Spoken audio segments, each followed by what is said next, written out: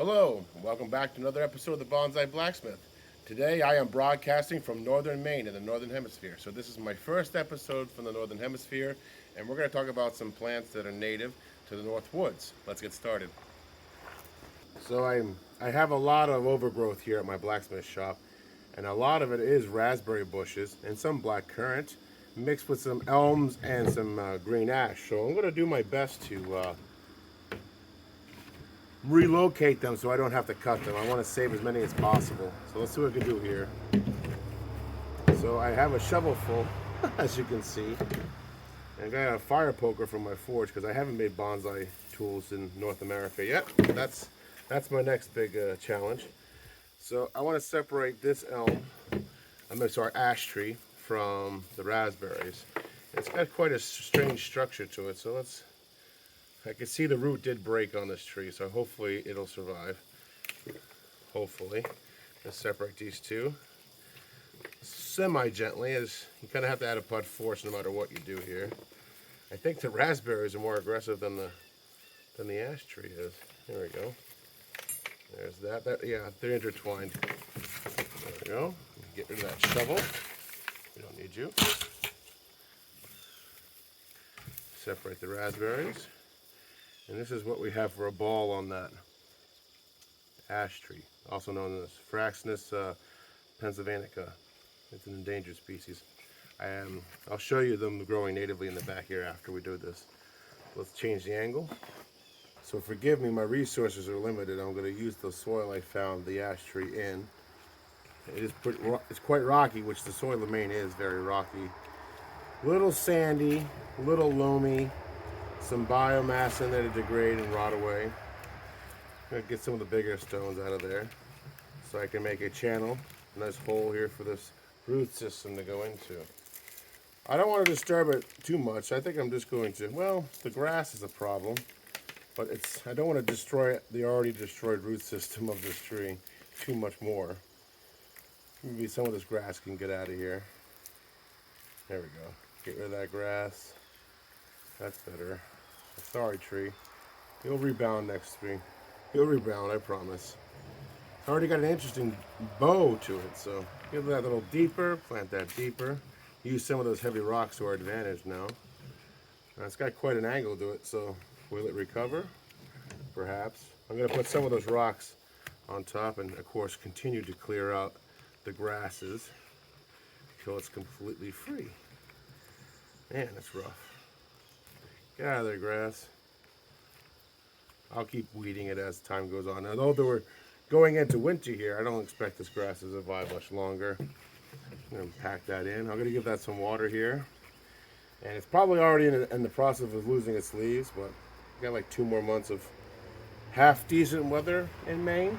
So here's the green ash all potted up. I'll give you a close-up on that. Here's a close-up of the green ash. Has some budding there. You can see the segmenting of the trunk. It's got a really crooked trunk here. It's got some fibrous roots near here, so I gotta pile that up higher. The other angle of this. So yeah, we'll see how that grows. We're gonna water this and let it sit and see what it looks like next year. It's time to plant these raspberries now. Alright, let's get these raspberries organized. Get some of this excess grass out of here. Identify the root system of this. A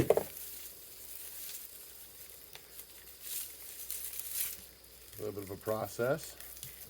Now this is more gardening than bonsai. I'm assuming you could probably make a bonsai out of a raspberry. Maybe it's worth trying. I don't know the lifespan's worth it, but stay tuned. Consider liking and subscribing to see if I do that. That could actually happen. I put some of the more of the soil I found this in into the base of the pot, using what resources I have available to me.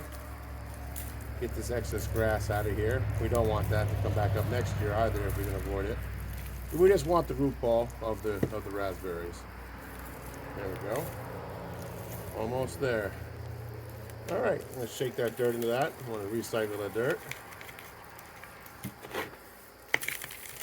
It's okay if some of the grass gets in there, it'll rot, it'll decompose. it'll contribute to the overall chemistry of the pot for you over time. All right, so I'm going to slap that in there for now, just like that. See how that sits. It's going to need some more soil for sure. I'm going to see if I can't cannibalize some of that on the table. Waste not, want not, as they say. I'll just bury some of this grass here that's already there. Hopefully that just dies off. If not, I'll pull it out later. There we go. Weed this out. There we go. Especially the stuff that's still quite green. There we go. Got some more soil.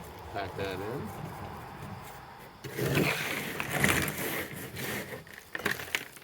And I only have about 10,000 more of these to go to relocate all the raspberry bushes I want to save. So I'm not sure what happened to this side. I might cut this off. We'll see. I can check, do a little bend test there. Yeah, I think that this side's dead. So I'll go ahead and trim that off here in a little while. Not in this video, but later down the road, and go from there.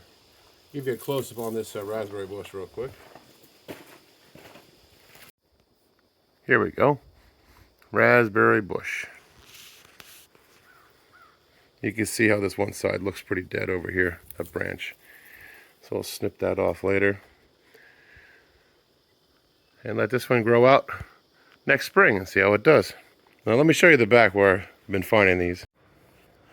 I'm basically greeted as soon as I try to get around the corner of my blacksmith shop. Raspberries. The entire truck bay is full of alders and raspberries. There was some wood here that had rotten away. We've got some free trees, more raspberries, and even black currants. Look, pick off a currant. Eat that. More raspberries. I made a short about this earlier. I got this elm, American elm. They're actually quite everywhere. I have one right there growing out of the concrete. Beautiful at sunset. The golden hour is upon us here. That's a giant, well not giant, but a very large green ash, the one I just planted, full of seed. I'm going to be selling that seed. It is a cold ecotype, zone 5, so I'll put a link in the description where you can buy that. There's the parent tree, unfortunately attacked by, I forget the name of the beetle, but it did a number on it. I love this tree. Unfortunately, it's been dying under attack. So we'll have to take this widowmaker down for sure. Although it's got some progeny underneath it still, there's plenty of it. So there's hope. There's hope. All right, folks. Well, thanks for joining me and my little tour in the back and seeing what I have growing there. I'm going to continue to do that, explore the woods here on the family farm. There's over 200 acres of these woods to explore, so consider liking and subscribing to follow along. Here is the green ash, the endangered ash, also known as a swamp ash, and or sometimes even a basket ash, as the indigenous folks like to use to make baskets and things. I have a shop knife made out of an old buggy spring, found 6 feet underground at the Market Square, or Congress Square in Portland, Maine. So I'm just going to use this to cut this piece off here. There, that's gone. That's actually just wrought iron, that's not even steel. So anyway, thanks again for joining me, and until next time, cheers.